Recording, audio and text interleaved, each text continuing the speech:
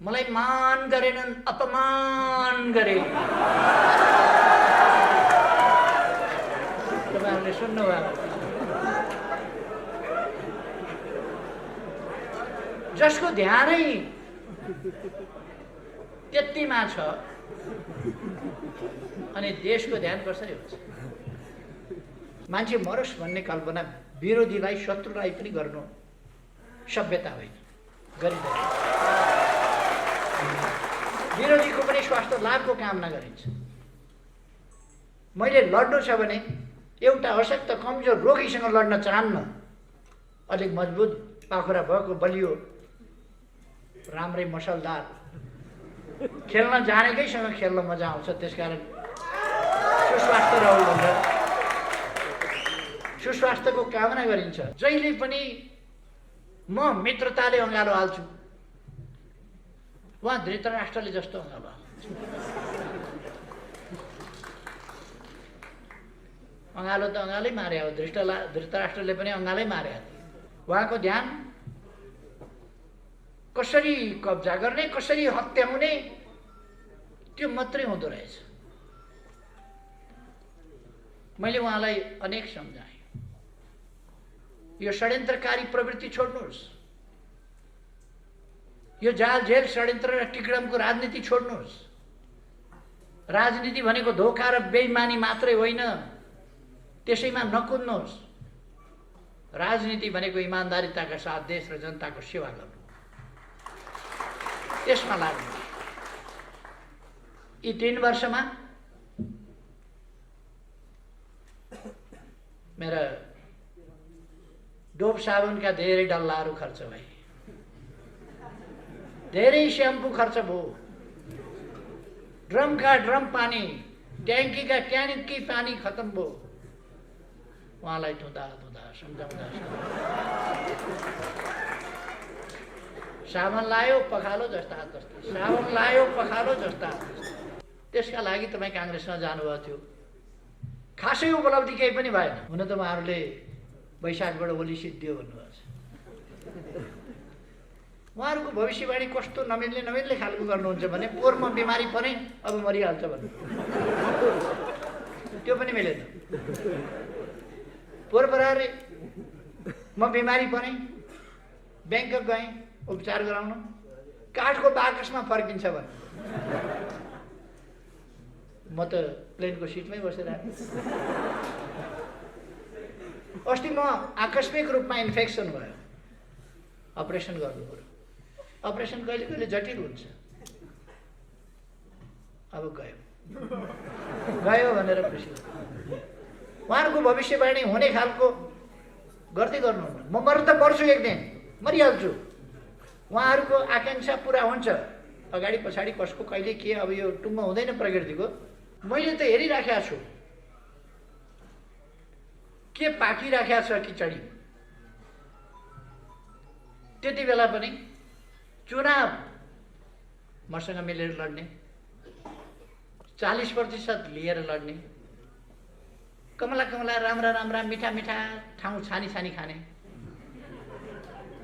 अनि सरकार बनाउन काङ्ग्रेससँग वार्ता गर्ने र हामीसँग बार्गेन गर्ने। मलाई त 5 वर्षको प्रधानमन्त्री दिन्छु भनेको छ।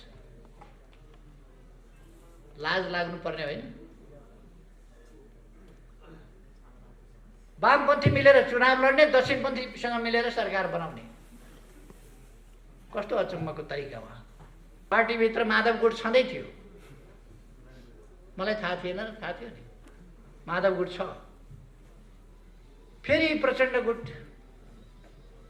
उसलाई उत्तिकै सिट दिँदाखेरि दुईटा मिल्दा बहुमत पुग्छ उता भन्ने मलाई थाहा थिएन र। अनि यति 55-56 वर्ष राजनीति गरेको, 50 वर्ष अगाडिदेखि एउटा नयाँ आन्दोलन, एउटा नयाँ अभियान थालेर आएको मान्छेलाई यतिका टिकडम। उनीहरूले औँलामा थुक लाएर यस्तो गरेर सार्ने उत्तिर पर्छ। मैले त नबुझे जस्तो गरेर चुप लाएर बस्नु पर्यो। मेरो थुक यता औँलामा सरो, देख्यौ कस्तो जादु, यता औँलामा सरो, देख्यौ कस्तो जादु। यस्तो जादु उहाँहरूले धेरै देखाउनु भयो। ए अँ हो, भन्दै बसेको। उहाँहरूलाई मैले दिएको त्यो सङ्ख्या एकताका लागि दिएको थियो, एकीकरणका लागि दिएको थियो, यो देश बनाउनका लागि दिएको थियो, संविधान कार्यान्वयन गर्नका लागि दिएको थियो, स्थायित्वका लागि दिएको थियो, स्थिरताका लागि दिएको थियो, देश अगाडि बढाउनका लागि दिएको थियो। तर उहाँहरूले त्यो बहुमत आफ्ना स्वार्थका लागि प्रयोग गर्नुभयो। अपमान भयो। कतिपल्ट सम्झौता गर्ने? मेरो एउटा ब्रिफकेस भरिएको छ प्रचण्डसँगका सम्झौताले। कतिवटा सम्झौता गर्ने? आज सम्झौता गरौँ, भोलिपल्ट काँचै, फेरि अर्को सम्झौता गरौँ, फेरि अर्का दिन काँचै। उहाँहरू ममाथि अविश्वासको प्रस्ताव, राष्ट्रपतिमाथि महाभियोगको प्रस्ताव, अरू विभिन्न संस्थाहरूमाथि महाभियोगको प्रस्ताव। यो त लोकतान्त्रिक मूल्य, मान्यता, संस्थाहरूको मर्यादा केही नराख्ने। उहाँहरूले महान शान्तिवादी देखा पर्नु भएको छ, महान परिवर्तनकारी देखिनु भएको छ, महान जनताको पक्षधर देखिन खोज्नु भएको छ। उहाँले युवाहरूलाई सेन्टिमेन्टमा ल्याएर आन्दोलनमा होमेर कतिका हात छैनन्, कतिका खुट्टा छैनन्, कति शरीरमा गोली बोकेर कसैको कम्मरको ढाडको हड्डी खुस्किएको छ, भाँचिएको छ, बिस्तारा परेका छन्। त्यस्तो जिन्दगी बिताउन कति कठिन हुन्छ उहाँलाई के थाहा। तपाईँहरूले पनि केही सिट चाहिँ ल्याउनुहोस् भन्ने मेरो शुभकामना छ। केही सिट ल्याउनुहोस्, तर त्यसका लागि अहिलेदेखि तयारी गर्नुहोस्। यो सडकमा गएर बेकार अलकत्रामा बसेर कपडा बिगारेर काम छ? घाम लागेको बेला अलकत्रामा बस्नुभएको छ, कपडा बिगार्न पर भित्तो हान्नुहुन्छ सिगौरी खेलेर, वहीँ खोस्रिनुहुन्छ, नजिकै आएर भिड्न डराउनुहुन्छ। पर सिगौरी खेल्न सजिलो छ, उहाँहरू सिगौरी खेलेर हिँड्नुहुन्छ। कहिले माइती घर मण्डला, कहिले प्रदर्शनी मार्ग, सिगौरी खेलेर हिँड्नुहुन्छ। एक्लै सिगौरी खेल्दाखेरि कुनै खतरा हुँदैन, राम्रो छ। चुनावमा भिडेका बेला उहाँहरूलाई थाहा हुनेछ, जनताले मतदान गरेका बेला थाहा हुनेछ। मेरो सुझाव छ केही सिट तपाईँहरू पनि जित्नुहोस्। जित्नु छ भने अहिलेदेखि चुनावको तयारीमा लाग्नुहोस्। संविधानमा विघटनको कुरै देखाएको छैन। धारा 76 को उपधारा 7 मा प्रधानमन्त्रीको सिफारिसमा राष्ट्रपतिले प्रतिनिधि सभा विघटन गर्नेछ र नयाँ निर्वाचनका लागि मिति तोक्नेछ। नयाँ मिति तोक्ने कुरा राष्ट्रपतिले तोक्ने त्यसमा व्यवस्था छ। समाजको आवाज.com। केही मान्छेहरू अगाडि बढ्ने यात्राको डुङ्गा चढ्नु मान्नु भएन, किनारमै छुट्नु भयो। उहाँहरूले डुङ्गा अगाडि बढ्न पनि दिनुहुन्न थियो, समाति राख्ने, पछाडि तानी राख्ने। अब उहाँहरू थाक्नुभयो, डुङ्गा उहाँहरूले रोक्न सक्नु भएन, डुङ्गा अगाडि बढौँ। अब अगाडि बढ्छौँ हामी, उहाँहरू पछाडि छुट्नु। समयको डुङ्गा, गतिको डुङ्गा, अग्रगमनको डुङ्गा अगाडि बढ्यो, उहाँहरू पछाडि छुट्नु। उहाँहरूको सम्बन्धमा म खास केही भनिरहन चाहन्न। उहाँहरूका जुलुसमा हिजो उहाँहरूले के नारा लाउनुभयो, कस्ता नारा लाउनुभयो, महिलाहरूप्रतिको उहाँहरूको दृष्टिकोण के रहेछ, गणतन्त्रप्रतिको दृष्टिकोण के रहेछ, गणतान्त्रिक प्रणालीको सर्वोच्च संस्थाप्रतिको उहाँहरूको मान सम्मान के रहेछ, त्यो कुरा उहाँहरूले सडकभरि छताछुल्ल छरेर जानुभयो। कतै लुक्या छैन, मैले दोहोऱ्याइरहनु पर्दैन, भनिरहनु पर्दैन। जसको ध्यान आफूमा मात्रै छ, आफ्नो पदमा छ। बोलेको भाषण के थियो? मलाई मान गरेनन्, अपमान गरे। तपाईँहरूले सुन्नुभयो।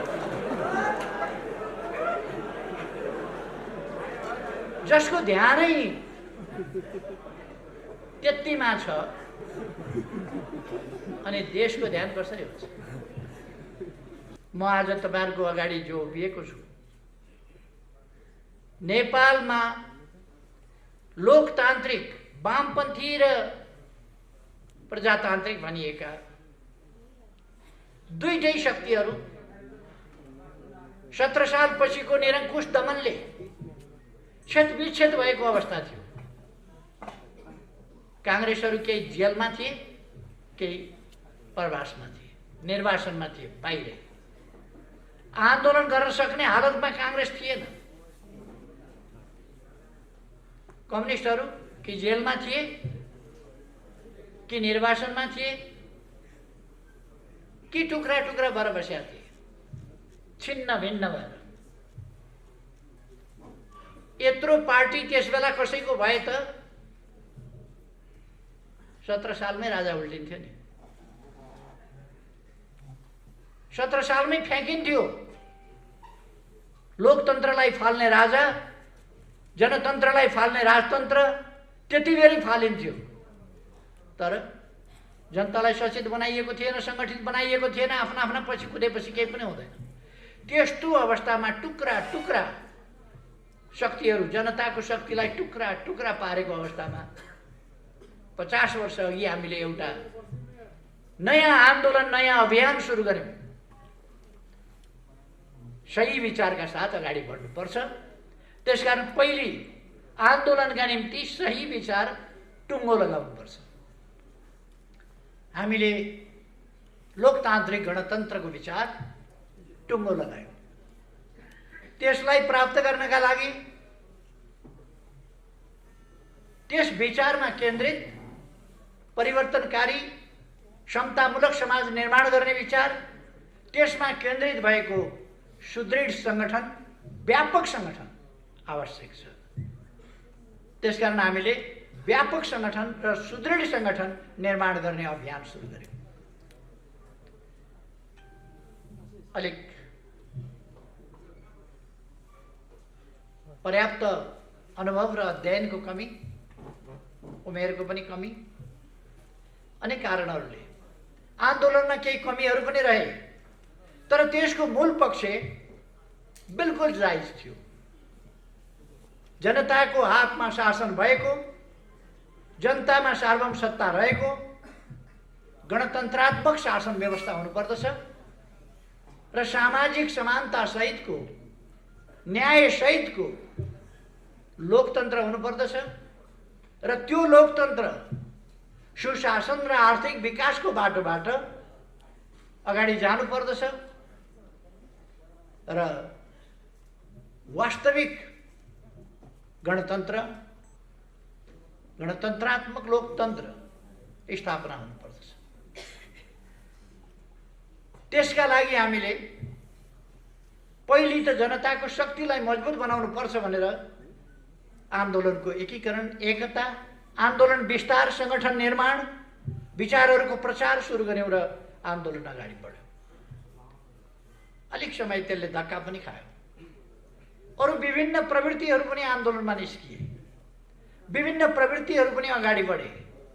त्यसपछि विभिन्न समूहहरू पनि संगठित हुन थाले। बीपी कोइरालाले कमेन्ट गर्नुभएको थियो, एउटा ठाउँबाट निस्किएको युवाहरूको एउटा साहसिक आन्दोलनले राष्ट्रिय राजनीतिमा यति प्रभाव पारेको छ भने कांग्रेस पार्टी जस्तो संस्था शिथिल भएर बस्नु हुँदैन। त्यो उठ्नुपर्छ र त्यसले लोकतन्त्रका लागि संघर्ष गर्नुपर्छ। म झापाका युवाहरूको नीतिसँग सहमत छैन, तर उनीहरूको बलिदानसँग, उनीहरूको काम गर्ने भावनासँग, उनीहरूको बलिदानसँग सहमत छु र त्यो बलिदानलाई म प्रशंसा गर्छु। बीपी कोइरालाले भनेका थिए। यसको अर्थ नेपाली कांग्रेसलाई पनि त्यस आन्दोलनले ऊर्जा दिएको थियो। एकीकरण र एकताको नयाँ सिलसिला त्यहाँबाट सुरु भयो। त्यस सिलसिलाले अनेक जागरण ल्यायो, अनेकतिर समूहहरू, अनेक संगठनहरू निर्माण हुँदै गए। एउटा धार झापा आन्दोलनको धारको रूपमा अगाडि बढ्यो। त्यो झापा आन्दोलन, त्यसपछि कोअर्डिनेसन केन्द्र, त्यसपछि नेकपा माले, त्यसपछि एमाले हुँदै अगाडि बढ्यो। अर्को धार न्युक्लियस, चौथो महाधिवेशन, मसाल, कहिले मोटो कहिले पातलो, विभिन्न ढङ्गले त्यो माओवादी हुँदै त्यो अगाडि बढ्यो। र हामीले सोच्यौँ विभाजित रहन दियो भने आफैले आफ्नै विरुद्ध, आफैले आफ्नै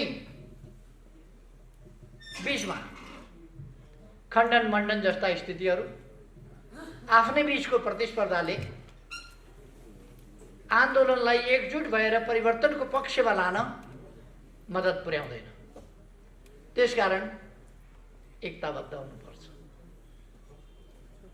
मैले त्यो सोचेँ, प्रचण्डजीसँग प्रस्ताव राखेँ। तपाईँ कङ्ग्रेससँग मिलेर चुनाव लडेको थाहा छ हामीलाई, छोरी जिताउन। छोरी जिताउन नसकेपछि मतपत्र च्यातेर प्रजातन्त्रको धुजा पार्न, त्यसका लागि तपाईँ काङ्ग्रेसमा जानुभएको थियो। खासै उपलब्धि केही पनि भएन। हामी मिलौँ, हामी मिलेर अगाडि जाउँ। हाम्रा संविधानको सर्वोच्चताका नीतिहरू, हाम्रा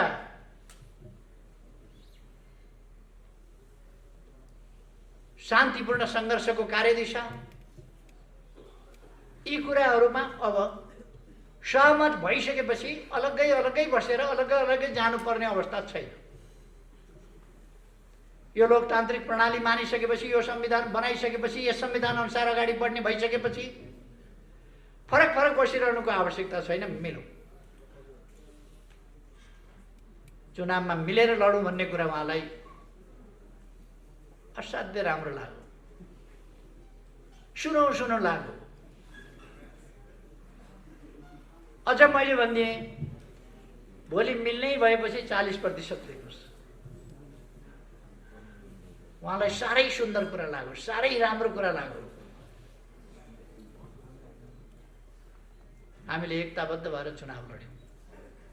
तपाईँहरूलाई थाहा छ, बहादुर भवन भनेको त्यहाँ त्यो कान्तिपथ भन्छ, यहाँ जमलभन्दा उत्तर, दरबारभन्दा पश्चिमदेखि। त्यहाँको बहादुर भवनबाट मङ्सिर 24 गते आएको प्रतिनिधि सभा चुनावको निष्कर्ष, त्यो निष्कर्ष राष्ट्रपति भवन पुग्न फागुन 2 गतेसम्म लाग्यो। पैदल हिँडेर जाँदा 10 मिनटको बाटो,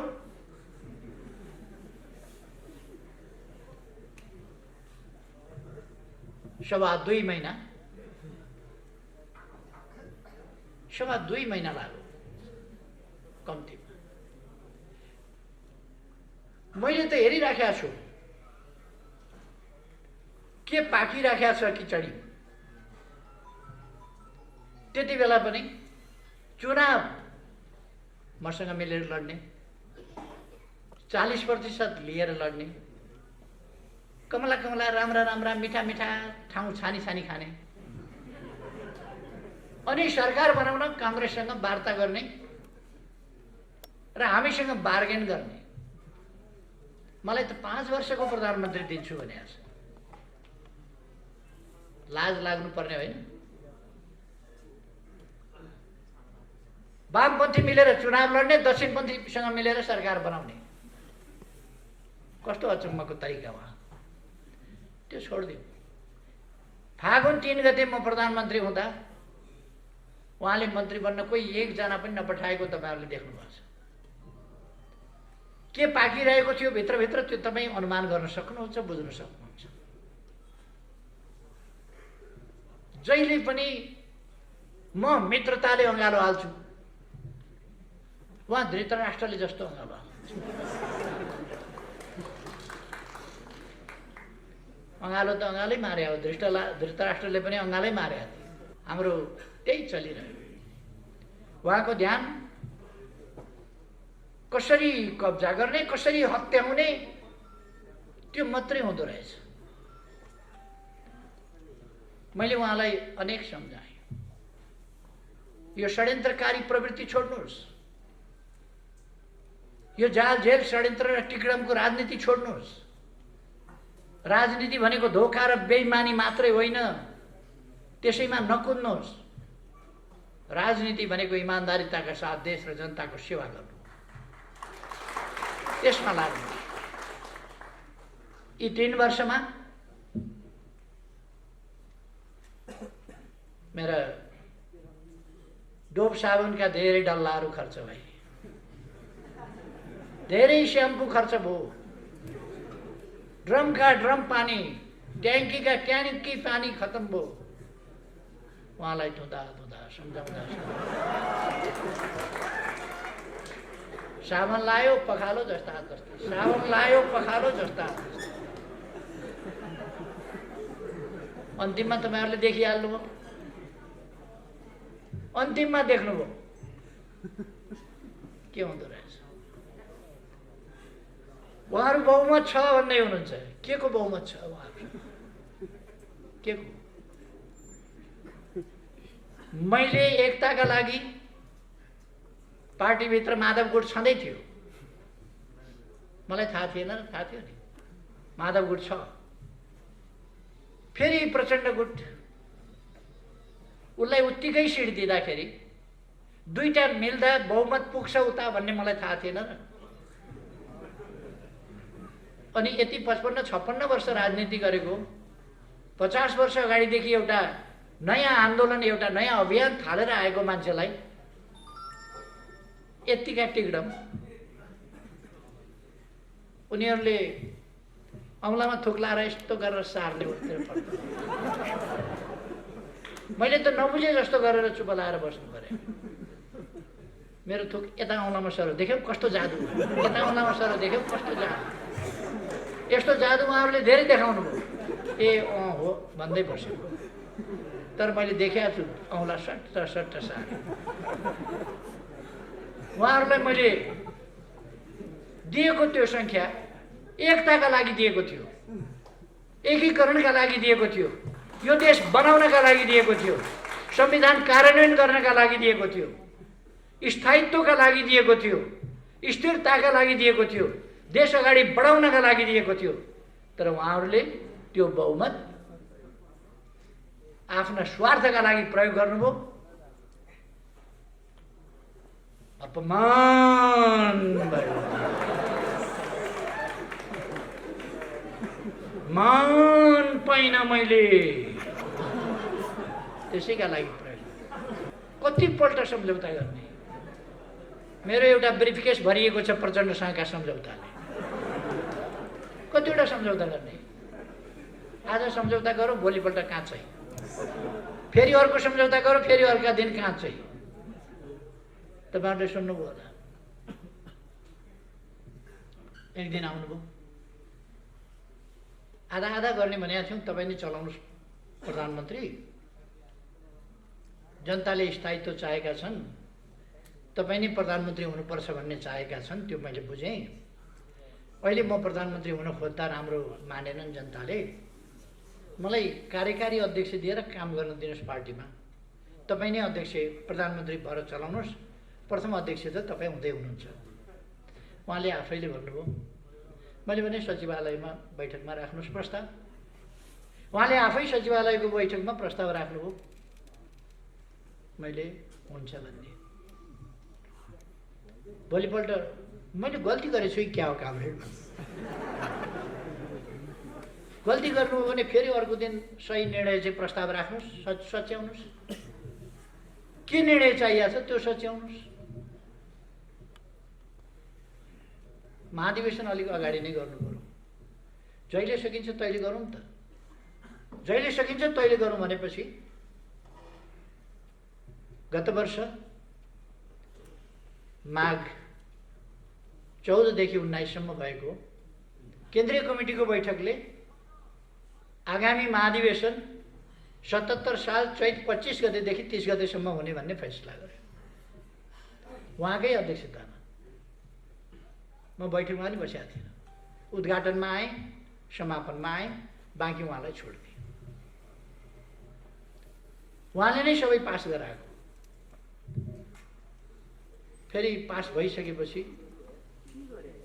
विधान संशोधन गरियो, नछापो कि क्या हो यो विधान, पारित गरिसकियो, केन्द्रीय कमिटीबाट पारित गरिसकियो। उहाँहरू अर्कै गुटबन्दीमा लाग्नु पदका लागि।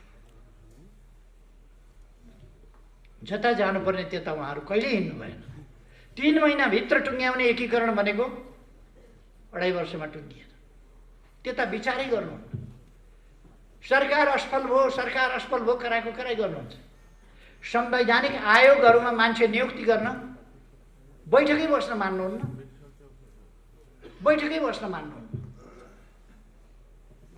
अन्तिममा मैले आजिज भएर अध्यादेश निकालेँ।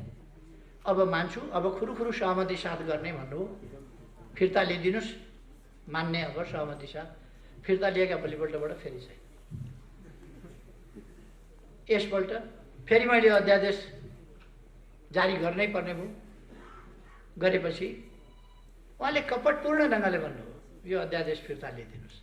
उहाँहरू ममाथि अविश्वासको प्रस्ताव, राष्ट्रपतिमाथि महाभियोगको प्रस्ताव, अरू विभिन्न संस्थाहरूमाथि महाभियोगको प्रस्ताव, यो त लोकतान्त्रिक मूल्य मान्यता संस्थाहरूको मर्यादा केही नराख्ने, सबैलाई यो गणतन्त्र लोकतन्त्र भन्ने नै हुने रहन्छ, कामै नलाग्ने व्यवस्था रहेछ भन्ने पार्ने। उहाँ अहिले पनि भन्नुहुन्छ खसीको टाउको झुन्ड्याएर कुकुरको मासु बेच्ने ठाउँ, अहिले पनि भन्नुहुन्छ। खासमा त्यसो भन्नुहुन्छ, तर अरू कसैले सुन्लान् कि भनेर, कोही छ कि भनेर पनि हेर्नुहुन्छ वरिपरि। उहाँलाई फेरि बेच्नु, बजारमा अर्कै कुरा बेच्नु परेको छ। उहाँ अहिले महान शान्तिवादी देखा पर्नु भएको छ, महान परिवर्तनकारी देखिनु भएको छ, महान जनताको पक्षधर देखिन खोज्नु भएको छ। उहाँले युवाहरूलाई सेन्टिमेन्टमा ल्याएर आन्दोलनमा होमेर कतिका हात छैनन्, कतिका खुट्टा छैनन्, कति शरीरमा गोली बोकेर कसैको कम्मरको ढाडको हड्डी खुस्किएको छ, भाँचिएको छ, बिस्तारा परेका छन्। त्यस्तो जिन्दगी बिताउन कति कठिन हुन्छ उहाँलाई के थाहा। उहाँ त आफ्नो पोस्टका लागि मरिमेट्नु भएको छ, आफ्ना परिवारका लागि मरिमेट्नु भएको छ। मैले धेरै भनिरहनु पर्दैन। त्यही उहाँको आत्मकेन्द्रित स्वार्थी प्रवृत्तिका कारणले उहाँ अत्यन्त देशप्रति गैर जिम्मेवार हुनुहुन्छ, जनताप्रति। हिजो आफूलाई साथ दिने साथीहरू, लड्ने बेलामा युवाहरू चाहिए। म तपाईहरुलाई सम्झाउन चाहन्छु, लोकेन्द्र बिष्ट एउटा योद्धा। कृषि गर्नुस् ठिक छ, आन्दोलनै छोडेर कृषि गर्नुपर्ने थिएन, तर त्यो योद्धाको मनै उहाँले भाँची दिनुभएको छ। त्यसकारण कहिले कालो धान उमार्न जानुहुन्छ, कहिले ड्रागन फ्रुट उमार्न जानुहुन्छ। हिजो उहाँलाई कालीबहादुर खामहरू चाहिन्थ्यो, आज खोइ कालीबहादुर खाम कहाँ छन्? किन चाहिँदैन उहाँलाई कालीबहादुर खाम? हिजो उहाँलाई बचाउन, उहाँलाई जिताउन ज्यान दिने हजारौंका परिवारको के अवस्था छ? ती बेसहारा भएका बाआमाहरूको अवस्था के छ? उहाँलाई चिन्ता छ। टुराटुरी भएका केटाकेटीहरूको उहाँलाई चिन्ता छ। उहाँका परिवारका नाता गोता म धेरै केही भन्न चाहन्न। तपाईहरु आफैले देख्नु भएको छ, भोग्नु भएको छ, म धेरै केही भन्नु छ। माधव नेपालजीको सम्बन्धमा त मलाई खास टिप्पणी नै गर्नु पर्ने छैन, किनभने उहाँ प्रचण्डको एउटा मामुली कार्यकर्ता हो। उहाँ कार्यकर्ता हुन जानुभएको छ। मलाई पदको लोभ छैन, म अरू जस्तो पदको लोभ होइन, तर मलाई उधार हुँदैन, नगदा नगदी। उधारो म पत्याउँदिन, हाताहाती चाहिन्छ नगद। नगद के रहेछ भने त द्वितीय अध्यक्ष। द्वितीय एउटा खास परिस्थितिमा हामीले दुईटा अध्यक्ष बनाएका थियौँ। एमालेको अध्यक्ष, माओवादीको अध्यक्ष, दुईटा मिलाएर अध्यक्ष बनाएका थियौँ। दुईटा अध्यक्ष त्यसरी हामीले आन्दोलनलाई एकीकृत गर्नका लागि, आन्दोलन फुटाउन पनि दुईटा तीनटा अध्यक्ष चाहिन्छ। जुटाउन पो हामीले बनाएका थियौँ त, फुटाउन पनि दुईटा तीनटा अध्यक्ष किन चाहियो?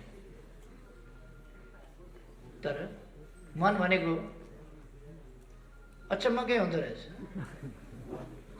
न सभापति हुन पाउने हो, सभापति पनि प्रचण्डले चलाउने हो। छेउमा बस्न पाएकै थियो, फेरि सभापति अध्यक्ष नै नहुने किन हो त्यो चाहिँ मैले बुझाएको छु। उहाँको बारेमा म कुनै कमेन्ट गर्दिनँ, बिचरा दुखी मनमा हुनुहुन्छ।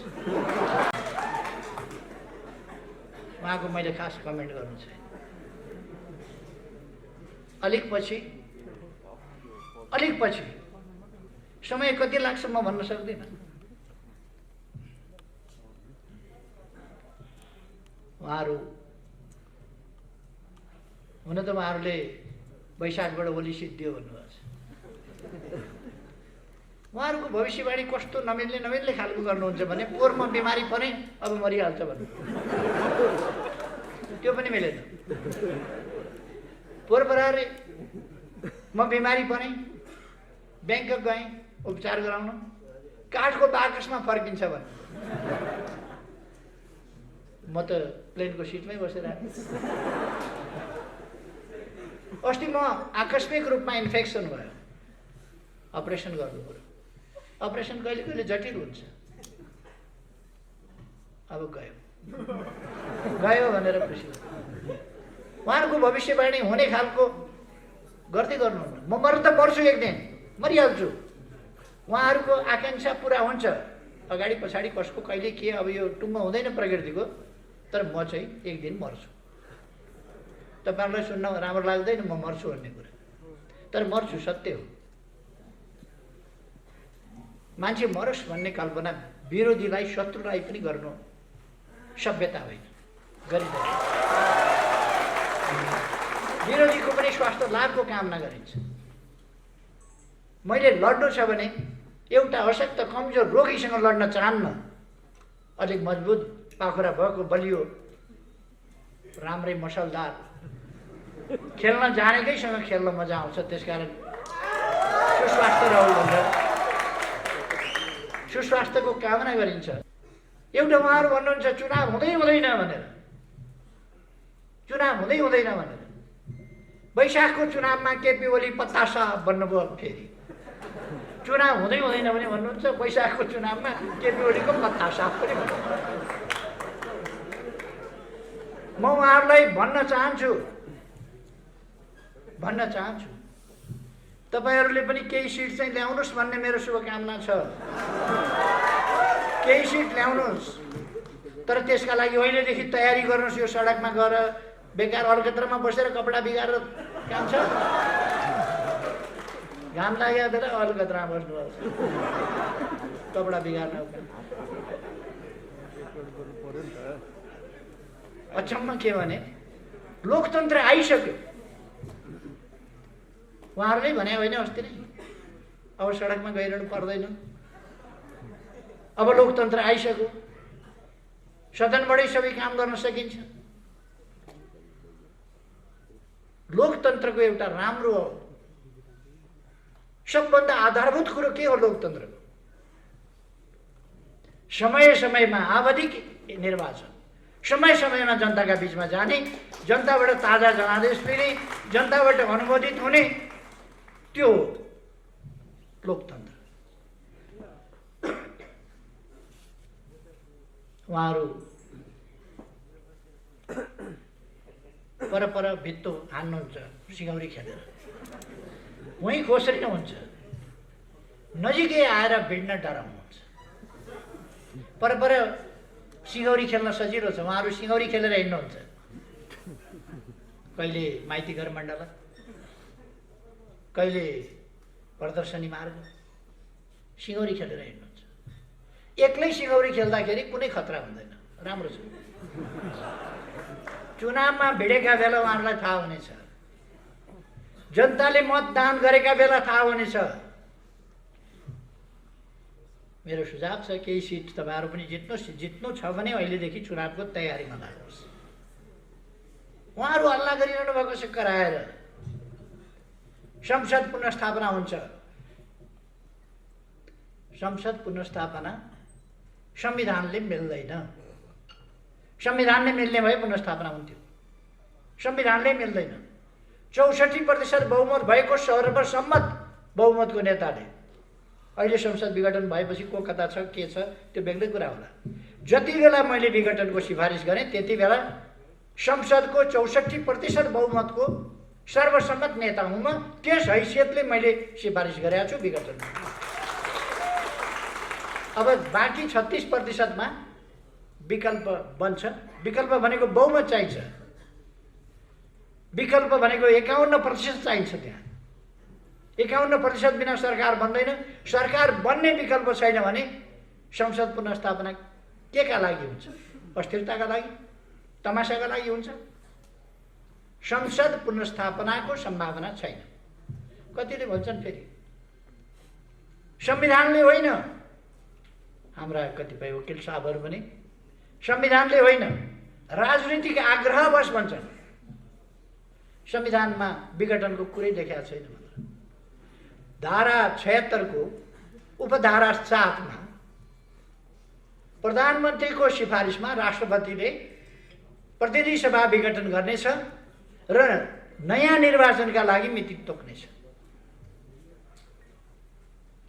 नयाँ मिति तोक्ने कुरा राष्ट्रपतिले तोक्ने त्यसमा व्यवस्था छ।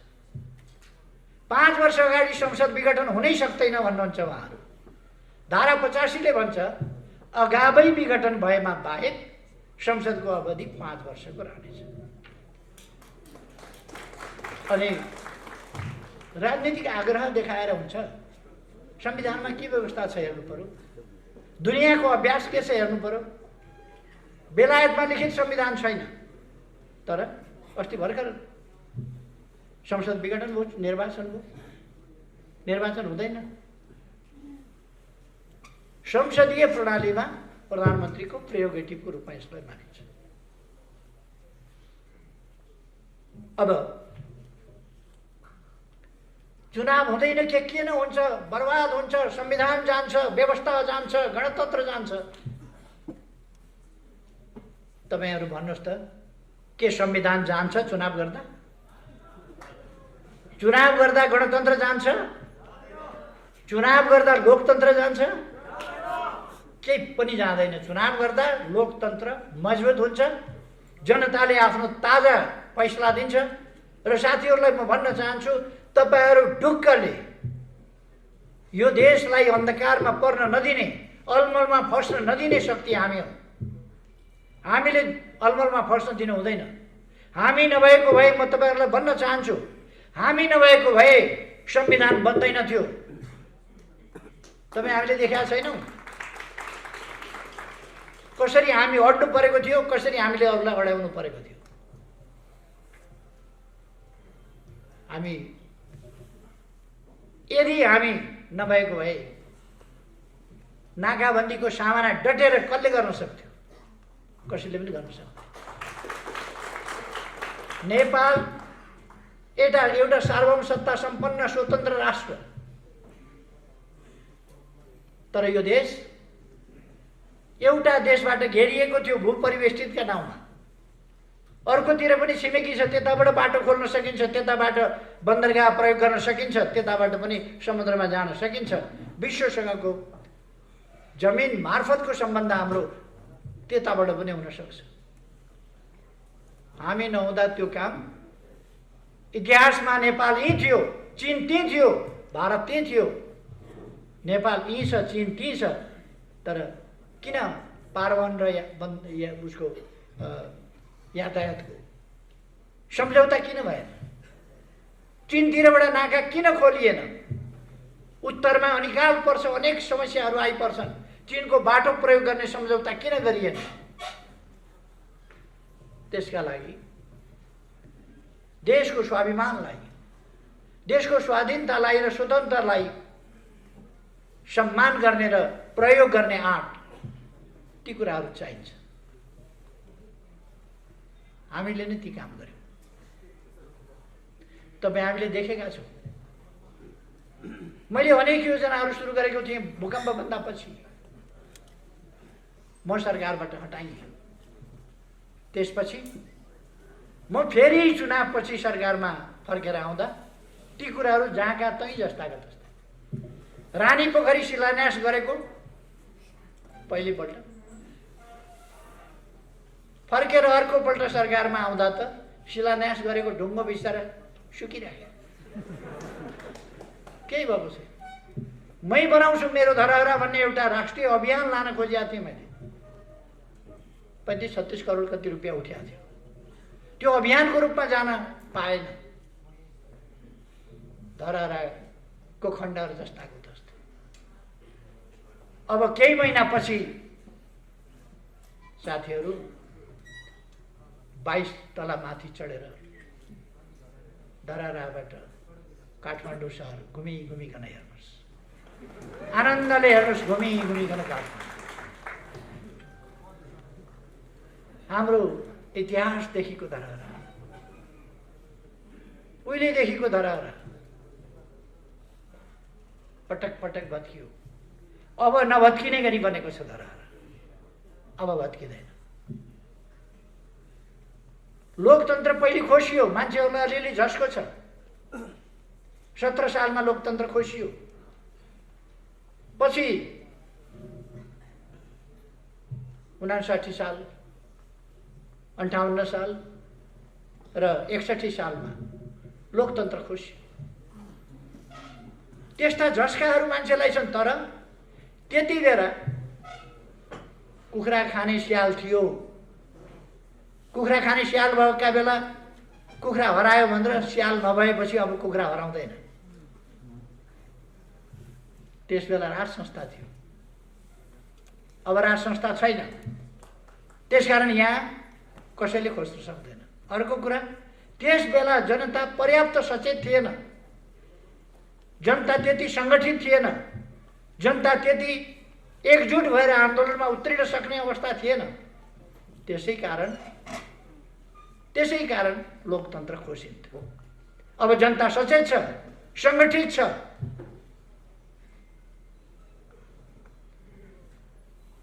लोकतन्त्र कसैले खोज्न सक्दैन। कसैले लोकतन्त्र अब खोज्न सक्दैन। म साथीहरूलाई आफूमा विश्वास गर्न आग्रह गर्न चाहन्छु। तपाईँ हामी छँदाछँदै गणतन्त्र मास्न सक्ने, लोकतन्त्र खोज्न सक्ने, त्यसलाई अल्मल्याउन, वर्ग ल्याउन सक्ने तागत कोही हुन सक्छ?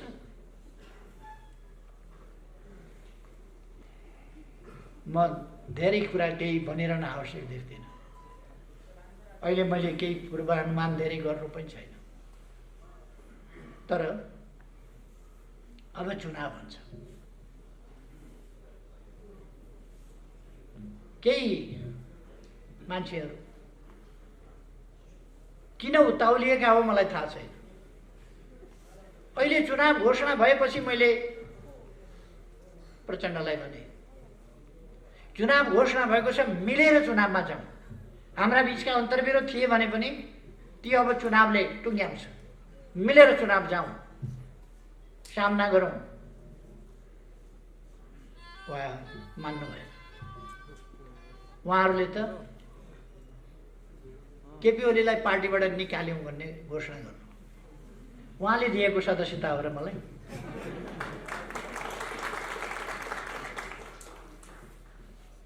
म जेलमा हुँदा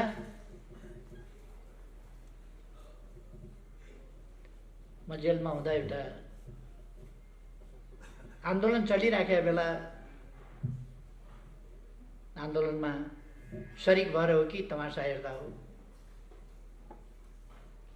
एउटा कलिलो केटो पनि समातेर ल्याएछ जेलमा। मैले भेटाएको थिएँ। सम्झाएर बुझाएर राजनीतिकरण गरेर वामपन्थी बनाएर अलिअलि काममा लगाइयो, विद्यार्थी नेता बनाइयो, सुदूरपश्चिमको पनि परेछ त्यसमा। म पूर्णकालिक भएको 5 वर्ष भएको थियो, भूमिगत भएको 3 वर्ष भएको थियो। मोरङ आउँदा विराटनगरमा महेन्द्र मोरङ कलेजमा पढ्दै गरेको एउटा विद्यार्थी भेटेँ। इमान्दार विद्यार्थी, राम्रो सहयोगी भावनाको विद्यार्थी भेटेँ। उसलाई मैले राजनीतिमा लाग, राम्ररी काम गर्नुपर्छ, देशमा परिवर्तन ल्याउनुपर्छ सम्झाएँ, उत्साहित गरेँ, प्रेरित गरेँ। त्यो मान्छे त्यसको 1-1.5 वर्षपछि राजनीतिमा सरिक भयो। पहिले इमान्दार थियो, सोझो थियो त्यो मान्छे, पछि ब्याङ्कमा काम गर्ने मान्छे। त्यसो भएर आदत के बनेछ भने उधारो हुँदैन। पछि कपट पसेछ मन, पहिले जस्तो छैन त्यो मान्छे।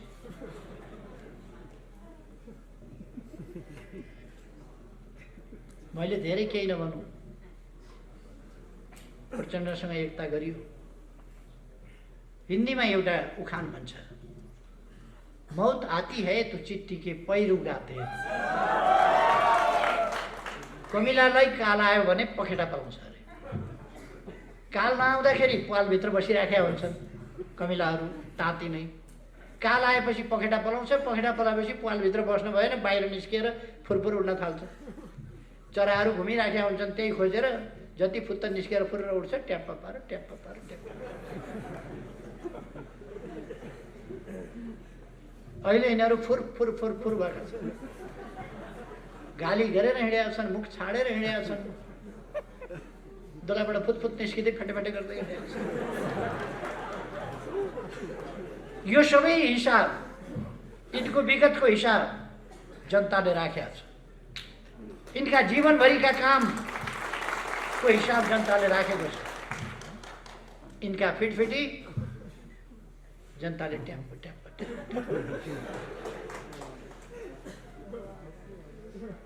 यो फुरफुरहरू केही होइन। त्यसै कारण आत्तिया छ, त्यसै कारण आत्तिएका छन्। चुनाव भएपछि भनेपछि सातो गएको छ। म फेरि पनि आग्रह गर्न चाहन्छु,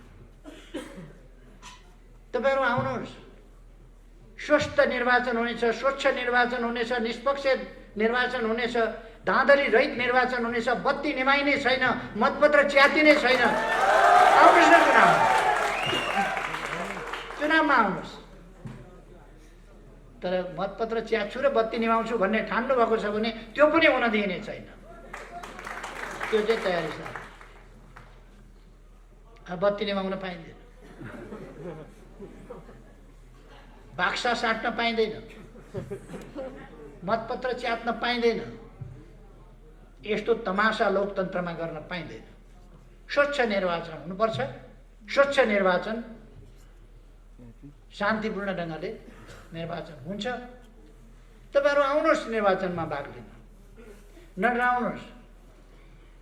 अब तपाईँले बबुल रोपेर सुन्तला खोज्नुहुन्छ।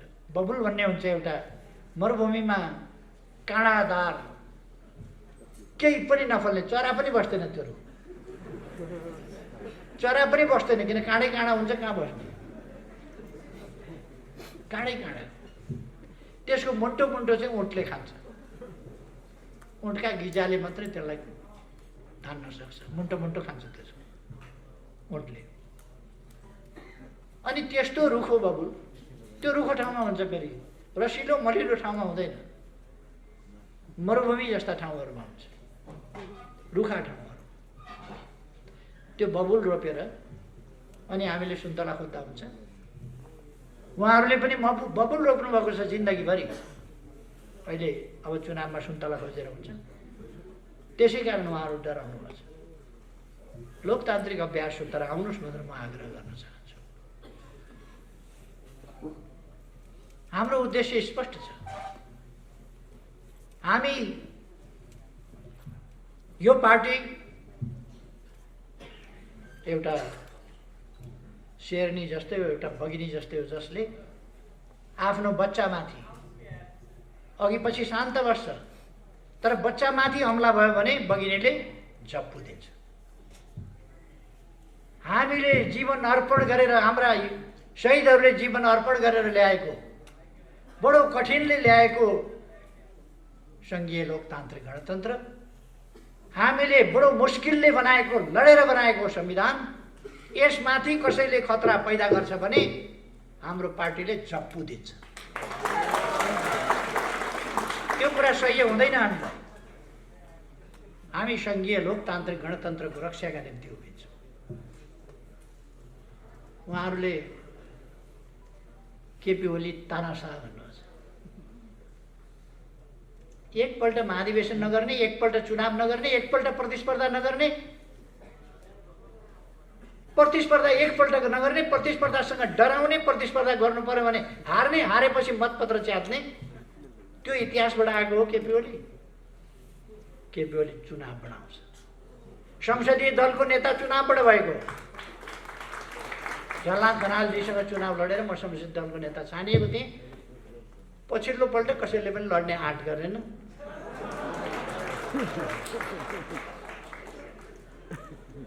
माधव नेपालजीसँग 9 महाधिवेशनमा चुनाव लडेर अध्यक्ष भएको हुँ। म आँखा देख्दैन थिएँ, ठिक हो, त्यस बेला आँखा देख्दैन थिएँ। मेरो आँखामा फुलो परेको थियो, दुइटै आँखामा औषधिको कारणले। त्यो हटाएपछि ठिक। उहाँहरूले प्रचार गर्नुभयो, यो आँखा पनि देख्दैन। उहाँहरूले प्रचार गर्नुभयो, यो हिँड्न पनि सक्दैन। हो, म हिँड्न सक्ने थिइनँ, दौड्न सक्ने थिइनँ, तर देश चलाउने भनेको दौड प्रतियोगितामा अगाडि जानेले देश चलाउने हो र?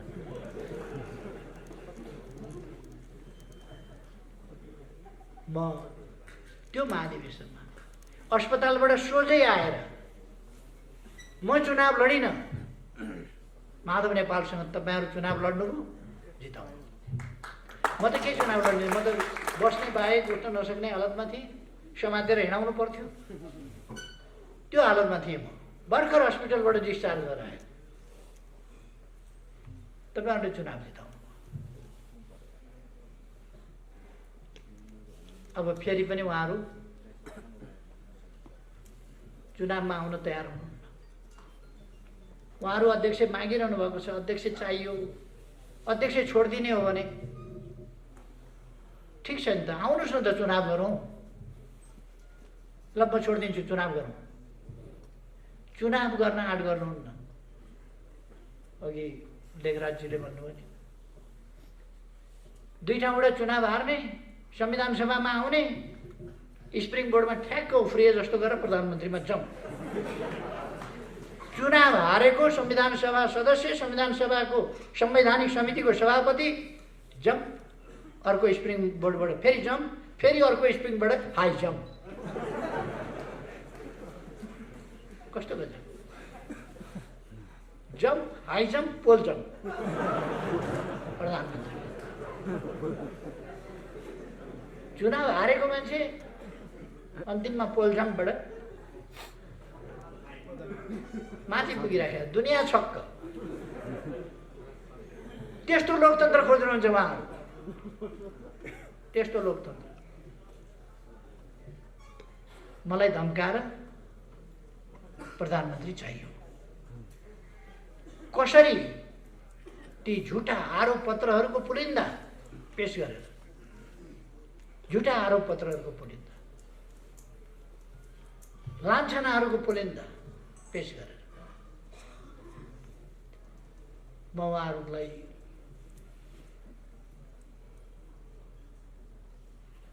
कुनै लान्छना लगाइरहन चाहन्न। किनभने कसैले नदेखा भए पो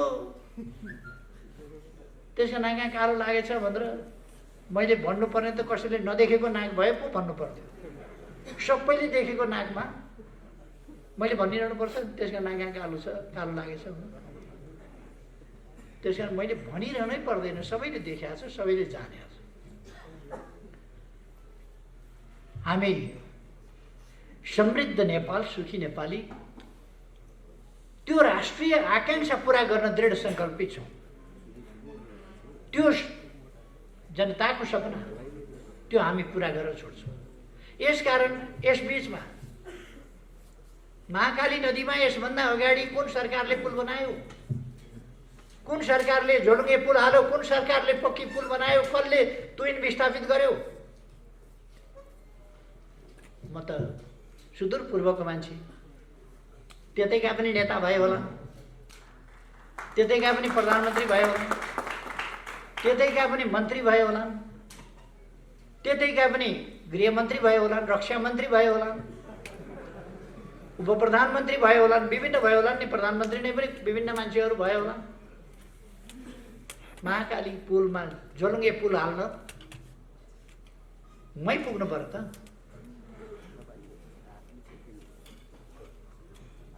अनि विभिन्न बाटोहरूको सञ्जाल बनाउन, बाटाहरू विस्तार गर्न आयोजना उहिलेको थियो भन्ला गफ गर्नलाई त कति सजिलो रहेछ। हिजो झलनाथ खनालजीले भाषण गर्नुभयो नि, धरहरा केपी ओलीले बनायो भन्छन्, नचाहिने कुरा केपी ओलीले बनाएको हो र इन्जिनियरले बनाएको हो।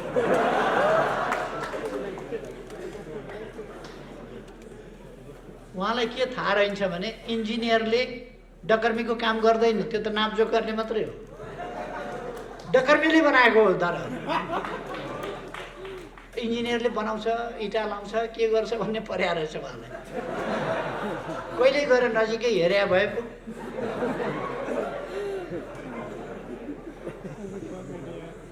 त्यो कसले काम गर्छ भनेर हेर्नु पर्यो नि, त्यो थाहा पाउनु पर्यो नि।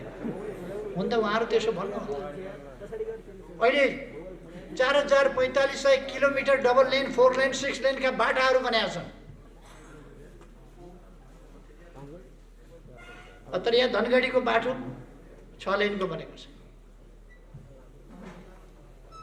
कोहलपुर नेपालगञ्ज तपाईँहरूले देख्नुभएको छ, कपिलवस्तु जाने बाटो देख्नुभएको छ, भैरवाई एयरपोर्टबाट कपिलवस्तु जाने बाटो तपाईँहरूले देख्नुभएको छ, पथलैया वीरगञ्जको बाटो देख्नुभएको छ, बुटवलबाट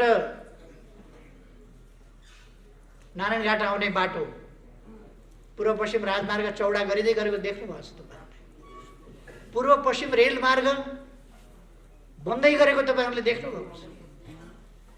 हामीले उहिले रेलहरू थियो नेपालमा, अरे अहिलेको समयमा फेरि हामीले रेल किनेका छौँ, रेल मार्ग बनाएका छौँ, रेल सुरु गरेका छौँ। अब केही दिनभित्र हामी शिलान्यास गर्दैछौँ।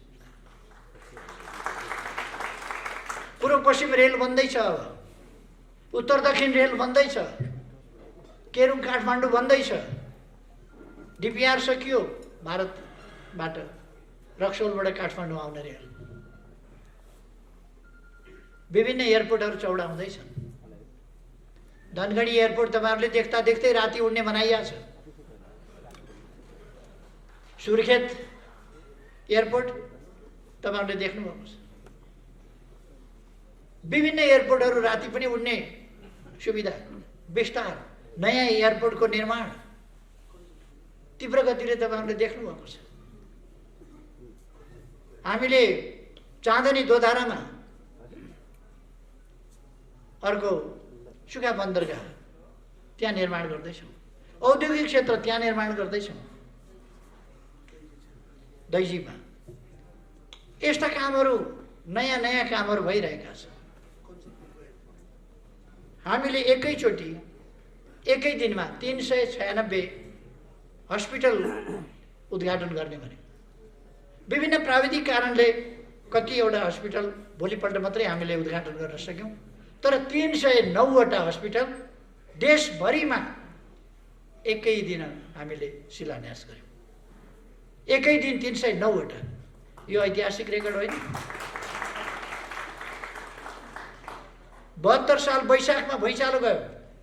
मैले कानुन बनाएर पुनर्निर्माण प्राधिकरण निर्माण गरेर काम सुरु गरेको थिएँ। मलाई हटाइयो। फर्केर आउँदा के भएको छ भन्दा केही पनि भएको छैन, जस्ता तस्तै। अहिले हामीले 7 लाख घर निर्माण गरेर जनतालाई हस्तान्तरण गरेका छौँ। 7 लाख घर निर्माण गरेका छौँ। स्कुल कलेजहरू निर्माण गरेका छौँ। स्वास्थ्य चौकीहरू निर्माण गरेका छौँ। अस्पतालहरू निर्माण गरेका छौँ। स्कुल कलेज मैले भनिसकेँ। विद्यालयका कतिपय क्षतिग्रस्त, विश्वविद्यालयका क्षतिग्रस्त भवनहरू निर्माण गरेका छौँ। पुरातात्विक महत्त्वका मठ, मन्दिर, मस्जिद विभिन्नलाई पुनर्निर्माण गरेका छौँ। यो तपाईँहरूले देख्नुहोस्। 12 वर्षमा आँधीहुरी आएर 869 छाप्राहरू उडायो। अहिले हामीले टोयलेट बाथरुम सहितका 869 पक्की घरहरू बनाएर ती विस्थापित भएका जनतालाई फेरि आवास हस्तान्तरण गरेका छौँ। यति तीव्रताका साथ कसैले कहिल्यै गरेको थियो, काम भएको थियो।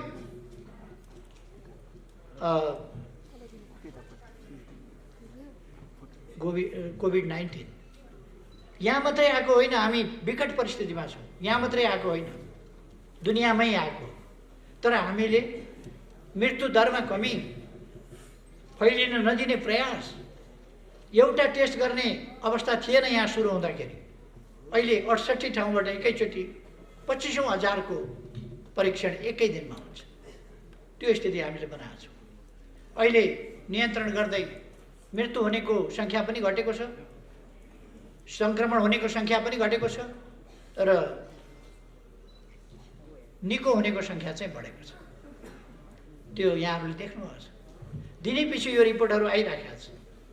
त्यसकारण म भ्रममा नपर्ने साथीहरूलाई आग्रह गर्न चाहन्छु। हामी काम गर्नका लागि सरकार बनाउने हो, काम गर्नका लागि सरकारमा जाने हो र देश विकास गर्ने हो भने, काम गर्ने हो भने हाम्रो नेतृत्वको सरकार चाहिन्छ, हाम्रो पार्टीको सरकार चाहिन्छ। यो कुरा हामीले जनतालाई बुझाउनुपर्छ। हामीले भ्रम पाल्नु हुँदैन। रामले लङ्कामा एउटा परिस्थितिमा बानर जातका मानिसहरूलाई लिएर लडाइँ गरेका थिए भनेर बाँदरले नै के गर्ने रहेछ भन्ने ठान्नु हुँदैन। बाँदरले कुनै घर बनाउँदैन, बनायो कि भत्काउँछ, बनायो कि भत्काउँछ। कतिवटा भत्काइयो, अघि लेखराजीले भनिसक्नु। बनाउने काम गर्दै गर्दैन, भत्काउने काम गर्छ। अब बाँदर लिएर बस्ती बसाउँछु भन्ने ठानेको कहाँबाट हो? बुढोको उफ्रियो फेरि अर्का। तपाईँले रुखका हाँगामा बसेर बिचरा दुःख पाएछ भनेर घरमा ल्याउनु भने बस्छ? बोल्नुको निक्ले चाहिँ भाग्यो। कोही रुखका हाँगा, त्यो मती हो। तपाईँ हामीले अब आन्दोलनलाई जोगाउनुपर्छ, आन्दोलन जोगाउन पार्टी जोगाउनुपर्छ, हाम्रा उद्देश्यहरू जोगाउन र सफल पार्नका लागि पार्टी जोगाउनुपर्छ, पार्टी विस्तार गर्नुपर्छ, पार्टी फैलाउनुपर्छ। म साथीहरूलाई त्यही आग्रह गर्न चाहन्छु। र यत्रो साथीहरू, यत्रो विघ्न नेताहरू अब आफ्नो ठाउँमा अगाडि बढ्दै हुनुहुन्छ, आफ्नो ठाउँमा फर्किँदै हुनुहुन्छ र एउटा अभियान सञ्चालन गर्दै हुनुहुन्छ। तपाईँहरू